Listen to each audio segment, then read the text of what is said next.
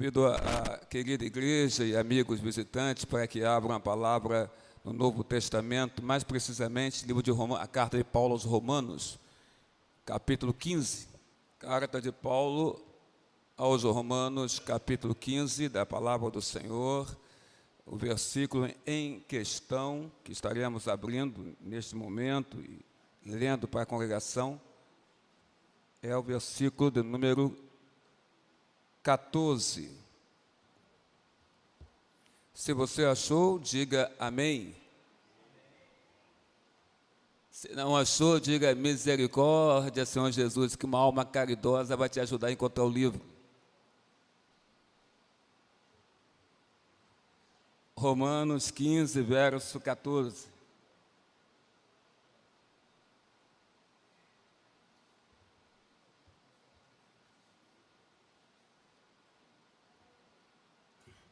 Diz assim a palavra do Pai: E certo estou, meus irmãos, sim, eu mesmo, a vosso respeito, de que estáis possuído de bondade, cheio de todo conhecimento, aptos para vos admoestardes uns aos outros. Gostaria que a igreja agora pudesse ler comigo, de forma uníssona, vamos ler juntos. E certo estou, meus irmãos, sim, eu mesmo, a vosso respeito, de que estáis possuído de bondade, cheio de todo conhecimento, apto para vos admoestardes uns aos outros. Que Deus nos abençoe com a leitura da sua palavra. A igreja pode tomar assento em nome de Jesus Cristo. Pai, mais uma vez recorremos a Ti através da palavra sincera de oração. E queremos Te pedir neste momento que o Senhor derrame a Tua paz, a Tua bênção, a iluminação do Espírito Santo sobre a congregação, sobre todos que vieram neste momento, nesse domingo de manhã, para a Tua casa. Neste quarto domingo, ó Pai, de manhã de fevereiro, a igreja entra na sua casa. Temos aqui irmãos visitantes que estão conosco nesta manhã. Guarda-nos, abençoa-nos, ilumina-nos com o Teu Espírito Santo para que possamos entender a Tua palavra, Pai. É o que humildemente te pedimos, não em nosso nome, mas em nome de Jesus. Amém, Senhor nosso Deus.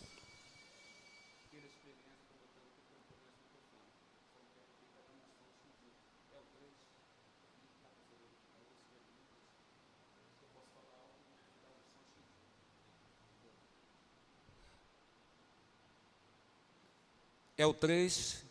É? Tá certo. Glória a Deus. O apóstolo Paulo estava a caminho de Jerusalém. A igreja está ouvindo bem aí? Está chegando bem? Ou o som está estranho chegando aí? Evaí, está chegando bem o som aí? Tá, né? Qualquer coisa, tem muito microfone. Precisa estourar aqui. O apóstolo Paulo estava a caminho de Jerusalém quando escreveu a sua carta aos Romanos. Nessa carta, o veterano apóstolo Paulo, ele expõe para nós, irmãos, a doutrina da salvação, aqui nessa carta. E ao mesmo tempo que ele expõe a doutrina da salvação, ele faz uma aplicação dessa doutrina da salvação em relação à vida do crente. O apóstolo Paulo aqui, nesse versículo em questão, ele nos fala de marcas da vida de um cristão, de um crente maduro. Ele expõe, nesse versículo, 3 marcas de um crente que é maduro na fé. A primeira marca que você pode observar aqui, que o apóstolo Paulo coloca, e certo estou, meus irmãos, diz ele, para os crentes de Roma, sim, eu mesmo, a vosso respeito, de que estáis possuído de bondade. O apóstolo Paulo fala, irmã Dani, que os crentes de Roma, a quem endereçou esta carta, ele que estava ainda a caminho de Jerusalém, mas escreve essa carta aos crentes de Roma, ele diz que esses crentes estavam possuídos de bondade, ou seja, estavam totalmente plenos, cheios de bondade. Nós sabemos que bondade é um atributo de Deus, irmã Miriam Pereira, irmã Cláudia Almeida, Bondade é um atributo de Deus, Cláudia. E Deus comunica esse atributo que é dele à sua criação, que é o homem, que é a mulher. Então, em primeiro lugar, um crente que é maduro, ele vai estar possuído de bondade. Essa bondade que o apóstolo Paulo fala que os crentes de Roma possuíam, e que ele, Paulo, era testemunha dessa bondade no coração daquele povo. A bondade, então, é um atributo de Deus, que Deus compartilha com o seu povo, e sabemos que essencialmente bom, somente Deus é bom. Não existe ninguém tão bom quanto Deus. Só Deus plenamente é bom. O homem tem o atributo da bondade que foi compartilhado, comunicado a ele por Deus, quando Deus criou o homem, criou Adão. Porém, esse atributo da bondade em nós, ele está corrompido. Essencialmente, um ser pode ser totalmente bom, somente Deus pode ser desta forma, o homem não. Mas aqueles que conhecem a Deus, aqueles que têm uma experiência com Deus, com o Senhor Deus, e são cheios do Espírito de Deus, são possuídos também de bondade. Ainda que não sejam plenamente bons, nós, crentes, que somos possuídos pelo Espírito de Deus, nós podemos, sim, nós temos e devemos praticar esse atributo que está em nós, que é o atributo da bondade. Aqueles que conhecem a Deus, que são cheios do Espírito de Deus, são possuídos também de bondade. Barnabé era um homem chamado na Bíblia Sagrada de bom. Lá no Novo Testamento, capítulo 11 de Atos, nós podemos até andar um pouquinho, olhar, verificar esse versículo. Atos 11, verso 24, você vai notar, a menção aqui é feita a Barnabé. E a Bíblia diz para nós aqui, Atos dos Apóstolos, escrito por Lucas, o médico Lucas, ele escreve, porque era bom, cheio do Espírito Santo e de fé, e muita gente se uniu ao Senhor. No versículo seguinte, ele revela quem é esse que era bom e cheio do Espírito de Deus. E ele fala, e partiu Barnabé para Tarso, à procura Barnabé de Saulo. Também, se você observar o versículo acima, o 22, você vai ter a informação que se trata de Barnabé.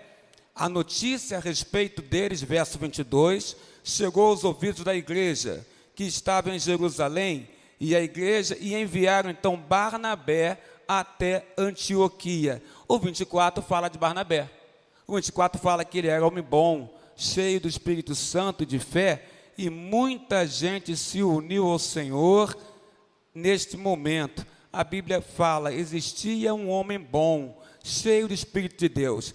Aquele que é bom, aquele que pratica o exercício da bondade, é alguém cheio do Espírito de Deus. Vejamos aqui, irmãos, tem uma canção antiga, bem antiga, que mais ou menos fala assim, não reparem a voz e nem o ritmo, mas eu quero mais que note mais a letra, né? Não fica bem, a gente passa bem, outro carestia, ainda mais quando se sabe o que fazer e não se faz.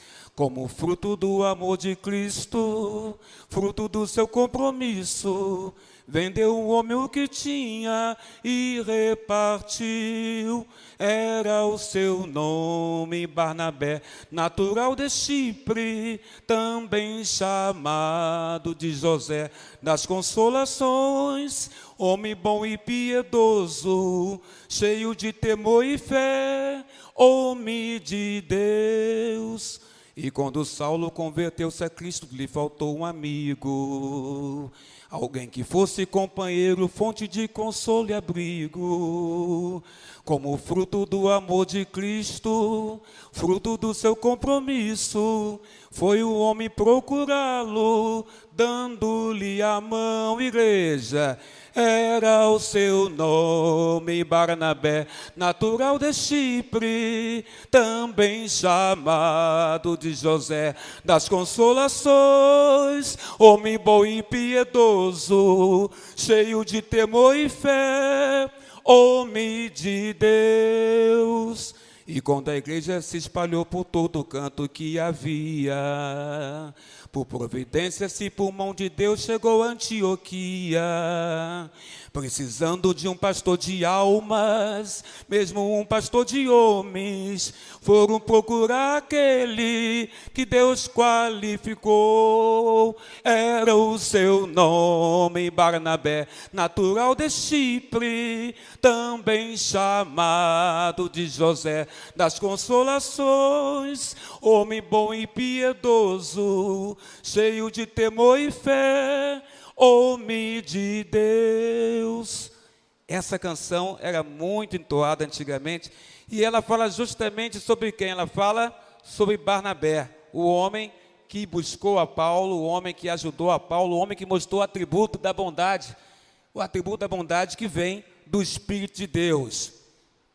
Barnabé, ele investia na vida de outras pessoas. Barnabé investiu na vida do apóstolo Paulo, que no entanto era chamado ainda de Saulo. Barnabé foi atrás dele, Barnabé investiu na sua vida, Barnabé viu o Espírito de Deus na vida de Saulo, que tornou-se depois Paulo, e demonstrou Barnabé amor a quem precisava. Barnabé mostrou amor aos necessitados. Em Atos 4, versículo 36 e 37, a Bíblia mostra que ele tinha um campo, e ele vende o campo, pega o dinheiro e deposita aos pés dos apóstolos. Quando Saulo foi rejeitado na igreja de Jerusalém, depois seria conhecido como Paulo o apóstolo, quando Saulo foi rejeitado na igreja de Jerusalém, foi ele, Barnabé, que o acolheu e o apresentou aos apóstolos. Quando Saulo ficou um grande tempo no anonimato em Tarso, foi Barnabé que foi atrás dele, como vimos agora há pouco aqui. Foi atrás dele, investiu na vida dele, trouxe ele para Antioquia, apresentou eles aos crentes. E mais tarde, quando Paulo, agora não é mais Saulo, mas era agora Paulo, o apóstolo, não mais quis a presença do jovem João Marcos na caravana, na segunda viagem missionária, é Barnabé que vai e que segura, que abraça o jovem Marcos e que vem depois se transformar no grande Marcos, que foi o escritor do próprio Evangelho de Marcos. Barnabé, então, era uma pessoa cheia de bondade, uma pessoa que investia a vida dele na vida de outras pessoas. Ele investia a vida dele até mesmo na vida de pessoas que não eram consideradas naquela época. Paulo não considerou a Marcos, o jovem Marcos, Barnabé considerou, Barnabé o ajudou, e Marcos tornou-se quem ele acabou de ser, que era o grande evangelista Marcos, que no final da sua carreira cristã, na caminhada cristã dele, Paulo diz: traga-me Marcos, porque me é útil para o ministério. Barnabé era alguém que investia na vida das pessoas, até aquelas consideradas desprezadas pelos demais. E aí cabe uma pergunta à igreja: você, como cristão, você investe a sua vida na vida de outras pessoas? Você investe a sua vida na vida de pessoas que são consideradas por muitos e até rejeitadas e desprezadas por muitos? Você, com essa pessoa, você investe tempo, investe a sua vida, você procura ajudar, você procura resgatar, você procura levantar uma pessoa que está num estado assim?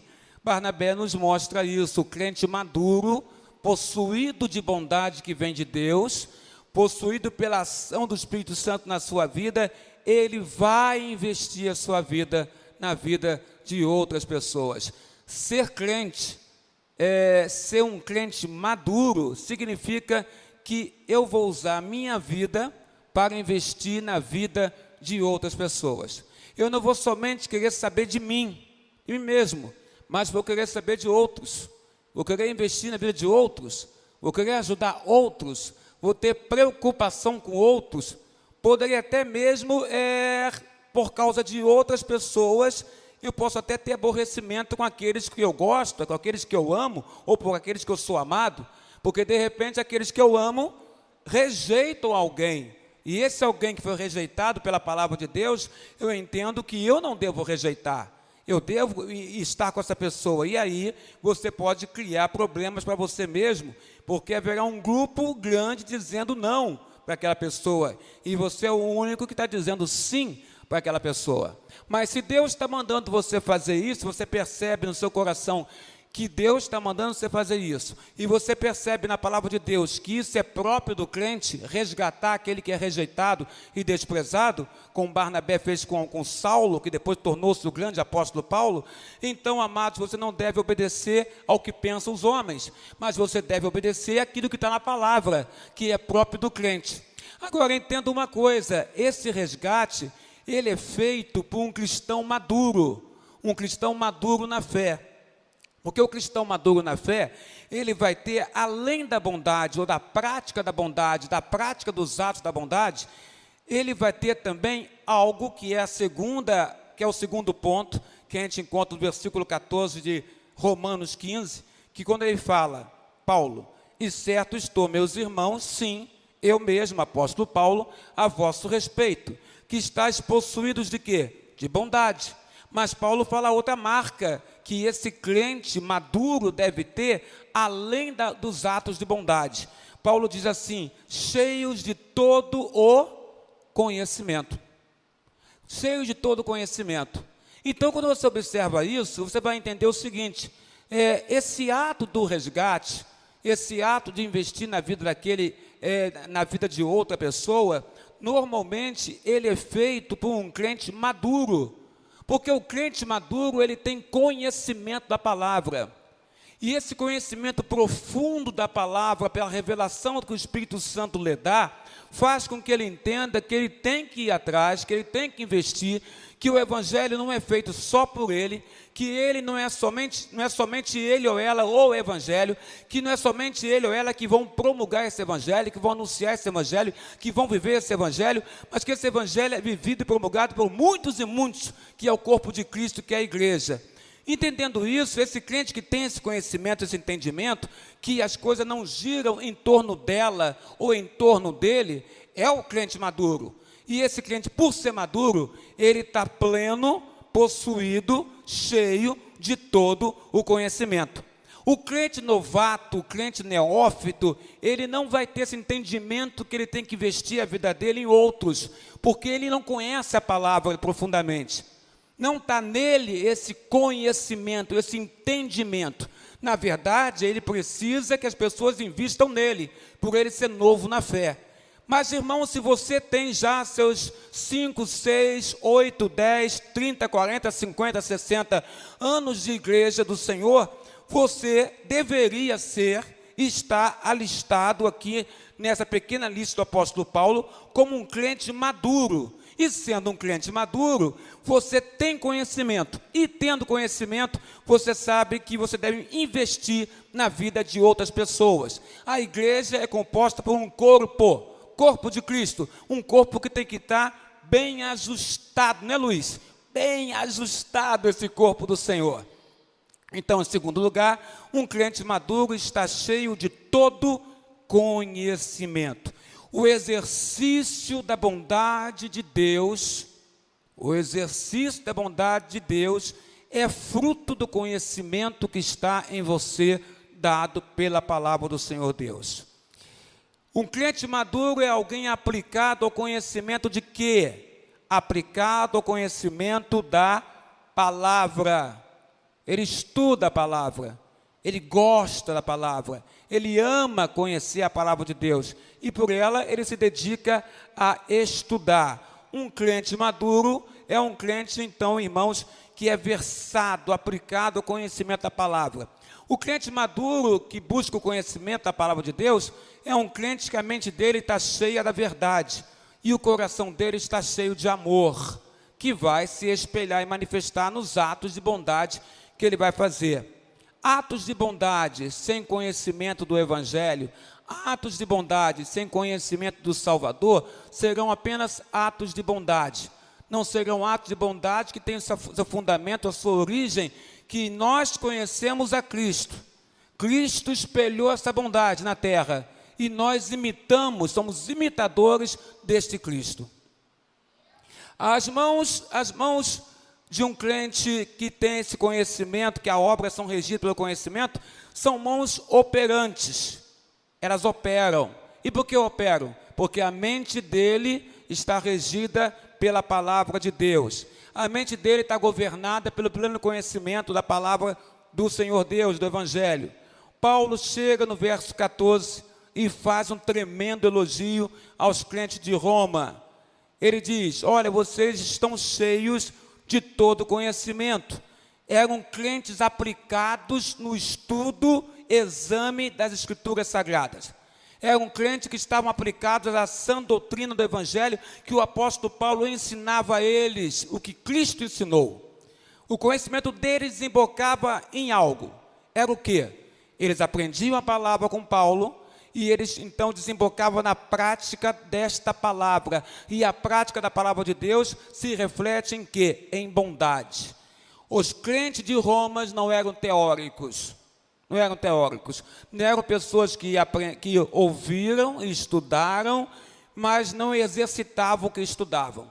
Os crentes de Roma não eram teóricos. Os crentes de Roma sabiam transformar o que aprenderam em atos de bondade. Talvez seja esse um dos maiores problemas que nós temos, porque nós temos o conhecimento, mas não transformamos o conhecimento que temos em atos de bondade. Paulo fazia isso, e Paulo elogia um povo que assim procedia também. Transformavam o seu saber numa prática abençoadora para toda a comunidade. Esse conhecimento que você tem, irmã, irmão, amigo visitante, você que conhece a palavra de Deus, esse conhecimento você tem do Evangelho, conhecimento de Jesus, você realiza ele, pratica ele em atos de bondade. Você o transforma em atos de bondade, porque quem faz isso é um crente maduro na fé, é um crente que está cheio de bondade, é um crente que está pleno de todo conhecimento do Evangelho. Terceiro lugar e último, um crente maduro é conhecido por estar apto para o mútuo aconselhamento. Como é que é isso? Excerto estou, meus irmãos, sim, eu mesmo, a vosso respeito, de que estáis possuído de bondade, é cheio de todo conhecimento, e os irmãos são aptos para vos admoestardes uns aos outros. O crente maduro é aquele que vai admoestar. O que é admoestar? Admoestar é exortar. Admoestar é fazer uma repreensão. Admoestar também é você corrigir aquele que está tendo um comportamento que não é adequado ao Evangelho de Cristo Jesus. Admoestar é você corrigir aquele que está demonstrando, pela sua maneira de ser, que ele não está de acordo com o Evangelho do Senhor Jesus. Paulo diz que os crentes de Roma estavam capacitados a admoestar alguém, estavam capacitados a exortar, admoestar, a corrigir o comportamento de alguém que não estivesse adequado ao Evangelho de Cristo. Estavam capacitados a chamar a atenção da maneira de ser e proceder de alguém que não estava de acordo com o Evangelho de Jesus. Não há admoestação sábia se não houver conhecimento da palavra. Você não terá capacidade de admoestar alguém se você não conhecer a palavra de Deus. Outra coisa, você não será capaz de admoestar, exortar, repreender, corrigir o comportamento de alguém se você não estiver possuído de bondade. Porque para admoestar, ou exortar, ou repreender, o cristão, o crente maduro, está cheio de bondade. Então a palavra dele não será encarada por aquele que está sendo admoestado como uma palavra ofensiva, agressiva, mas ao contrário, soará para aquele que está sendo confrontado no seu erro como uma palavra que vem com amor, com bondade no próprio coração. Não há aconselhamento na igreja sem o conhecimento da verdade e sem a prática da bondade. Então nós precisamos transformar o conhecimento que nós estamos adquirindo na palavra, transformar esse conhecimento, como eu disse antes, em atos de bondade. Eu conheço e transformo pela ação do Espírito Santo esse conhecimento que está em mim em atos de bondade. Sem o conhecimento da palavra, nós corremos o risco de sermos humanistas em nossas exortações, de nós sermos antropocêntricos nas nossas demonstrações, que é uma demonstração centrada no homem. A nossa demonstração, ou repreensão, ou correção, tem que ser centrada em Cristo. Portanto, ela tem que ser cristocêntrica. É Cristo falando através de nós. É Cristo usando nossa voz. É Cristo usando nossa vida. E por isso vivemos o Evangelho. Para aquele que está sendo demonstrado, quando ele ouvir algo da sua parte, ele vai valorizar o que você está dizendo, porque ele vê na sua vida a vida de um homem ou de uma mulher que de fato é um seguidor de Cristo. E por ser um seguidor de Cristo em verdade, essa pessoa que está sendo admoestada, ela consegue receber isso de você. Não adianta você querer ensinar uma coisa para alguém. Dani, você psicóloga, professora, sabe tanto bem isso. Não adianta querer ensinar alguma coisa para alguém que eu não pratico. Porque se essa pessoa souber que você não pratica, ela não vai te ouvir. É assim que a coisa funciona. A gente vê muito as pessoas querendo mostrar para as outras que elas estão equivocadas em alguma coisa. E elas se esquecem que elas mesmas, de repente, estão com erros ainda maiores do que aquela que ela está querendo admoestar. Aí aquele que está sendo admoestado não recebe. Não recebe. Porque ele fala, você me diz isso, mas espera aí. Você não é o tal que fez assim, assim, assim? Então, como é que agora você quer me ensinar alguma coisa?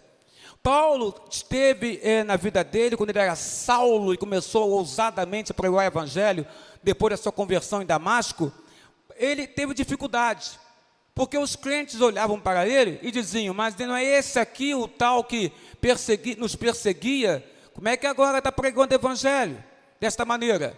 Barnabé o acolhe e o apresenta aos apóstolos, e diz que de fato Jesus apareceu a Paulo na estrada de Damasco, e diz que de fato houve uma transformação na vida do apóstolo Paulo, mas Paulo deveria mostrar, na sequência da sua vida, deveria mostrar isso para as pessoas, que de fato houve uma transformação, porque não adianta você querer falar uma coisa, se você não pratica. Paulo está falando algo que há minutos atrás, dias atrás, semanas atrás, ele fazia algo totalmente contrário. Os crentes então olhavam e disseram, mas não é ele que nos perseguia? Como é que ele está falando agora de Jesus dessa maneira? Ninguém acreditou nele. E aí Barnabé, investindo na vida de Paulo, porque Paulo ainda era um iniciante na fé, e Barnabé já era um homem maduro na fé, Paulo investe, Barnabé investe. Barnabé o abraça, o acolhe, o apresenta os apóstolos, e passa a andar com o apóstolo Paulo. O que nós observamos aqui, irmãos, que muitas vezes na demonstração feita sem conhecimento e sem bondade, muitas das vezes o cristão, ele está, em vez de ajudando aquele que está fraquinho a se levantar, ele está esmagando, destruindo, colocando mais para baixo aquele cristão, porque é uma demonstração feita, irmãos, com agressividade, uma demonstração feita de forma ofensiva, e uma demonstração feita por alguém que não está vivendo aquilo que ela está ensinando para aquele outro.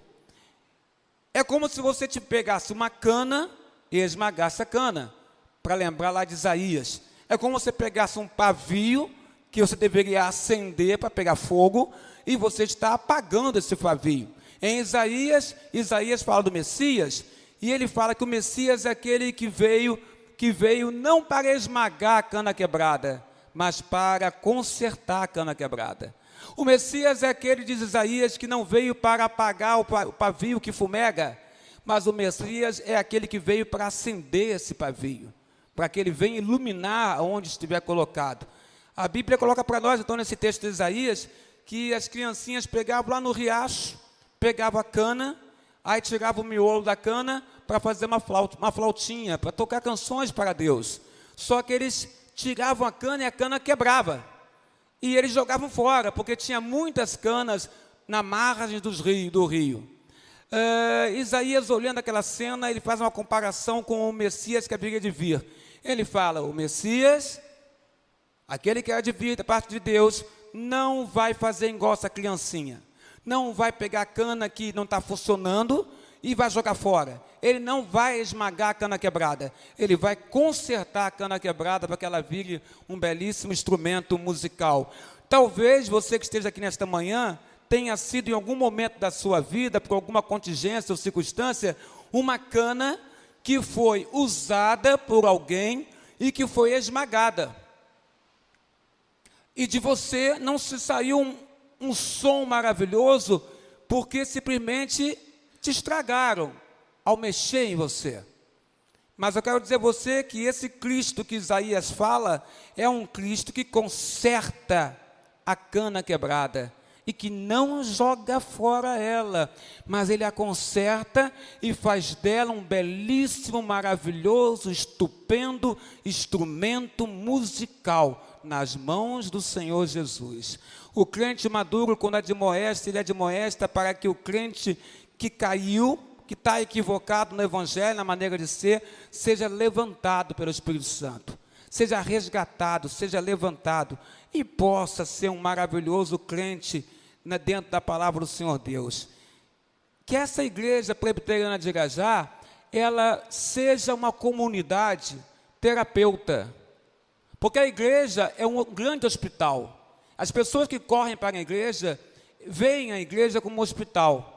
As feridas que nós temos, que às vezes estão expostas, não estão cicatrizadas, não estão secas, cicatrizadas. Quando nós entramos na igreja e ouvimos uma palavra, participamos do culto, do ambiente do culto, começamos a sentir o bálsamo do óleo santo sendo colocado em nós e secando aquela ferida, secando aquele machucado, retirando de nós, sendo um bálsamo que retira de nós aquela dor que nós sentíamos.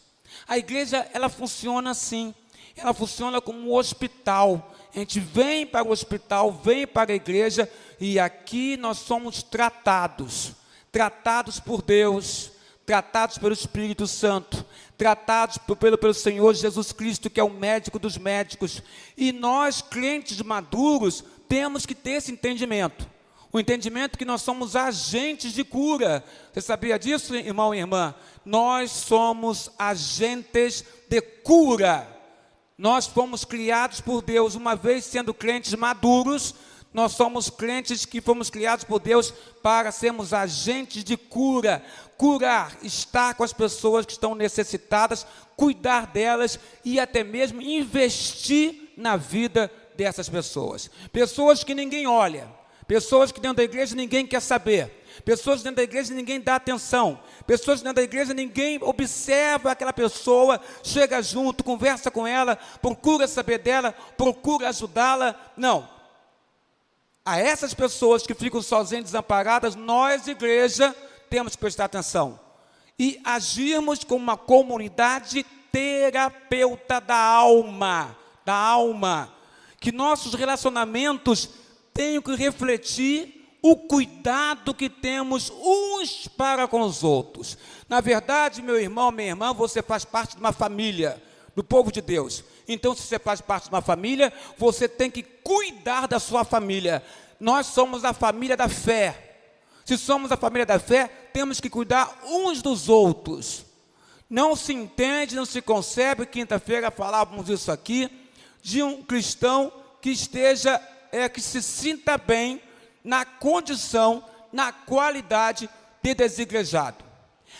Entretanto, observamos também que muitas vezes os argumentos dados por esse cristão desigrejado podem ser até relevantes, porque no momento em que ele vai numa igreja, que ele procura uma igreja, e que ele não a vê como uma comunidade terapeuta da alma, e ao contrário, em vez da sua alma ali ser tratada, ser cuidada, a alma dele ao contrário, ela ali naquele lugar, ela é prejudicada, há uma tentativa de destruição da alma daquela pessoa, no sentido das coisas que ele vê e ouve naquele lugar, ele prefere sair e prefere cultuar a Deus dentro da casa dele, porque pelo menos lá ele não vai ouvir ou ver coisas que no entendimento dele, sendo maduro ou não, mas o crente maduro não sai da igreja. Quem sai é o crente ainda neófito, que não tem pleno conhecimento que Deus nos chama para ser povo, que chama para ser família, e não existe família que não ande junta, porque a família que não anda junta, ela não é saudável, e família que é saudável anda junta, e a igreja é uma família da fé, e se a pessoa está afastada, ela está afastada por causa disso, por causa da maneira como ela foi tratada num hospital que deveria tratar da sua alma. E aí ela prefere ficar fora. Aí entra você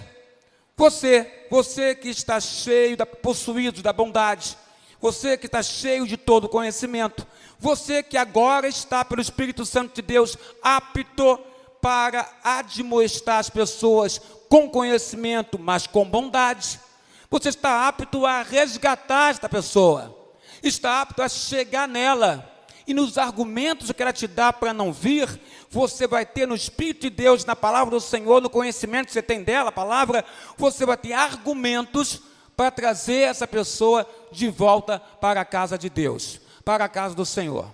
Se você é uma pessoa também que vem poucas vezes na casa do Senhor Deus, você é uma dessas pessoas que a igreja tem que prestar atenção, que a igreja tem que resgatar, que a igreja tem que buscar, que a igreja tem que entender o que está acontecendo, que a igreja tem que orar por aquilo que está acontecendo na sua casa, no seu lar, mas em nenhum momento a igreja pode desistir de resgatar você, de trazer você de volta. Meu irmão, minha irmã, nós somos crentes possuídos de bondade, plenos do conhecimento, aptos para admoestar, para justamente nós buscarmos as pessoas e investirmos na vida das pessoas.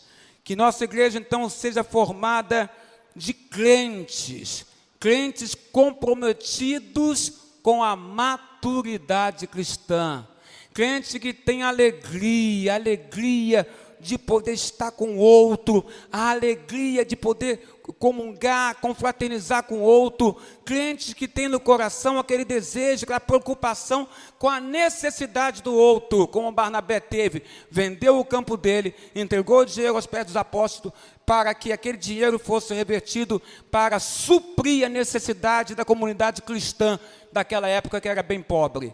E ele fala, olha, pode pegar isso aqui, usa para o bem de todos os irmãos que são necessitados. É a pessoa que investe a sua vida na vida de outros. Querida igreja, você está investindo a sua vida na vida de outros? Ou você é aquele que está pedindo para que as pessoas se aproximem de você? Você é um crente maduro na fé? Ou você ainda se sente como um crente que está no início da caminhada, precisando de um abraço? Porque na igreja nós temos esses dois tipos.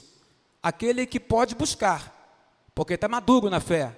Mas aquele que ainda não pode buscar, porque está precisando ser buscado. Que nós estejamos atentos à necessidade de cada um dentro da igreja do Senhor. E como Barnabé fez com o apóstolo Paulo, nós possamos também imitá-lo. E quem sabe, querido irmão, quando lemos novamente Romanos 15, verso 14, podemos ler dizendo que aqui está se referindo não só aos crentes de Roma, mas está se referindo também à igreja presbiteriana de Irajá. E certo estou, meus irmãos da presbiteriana de Irajá, sim, eu mesmo, apóstolo Paulo, a vosso respeito, crentes da presbiteriana de Irajá, de que vocês estão possuídos de bondade, que vocês estão cheios de todo conhecimento, e que vocês, crentes das presbiterianas de Irajá, que vocês estão aptos para vos admoestardes uns aos outros. Que essa palavra fique guardada profundamente nos nossos corações nessa manhã do 4º domingo de fevereiro. Glória a Deus nesse lugar.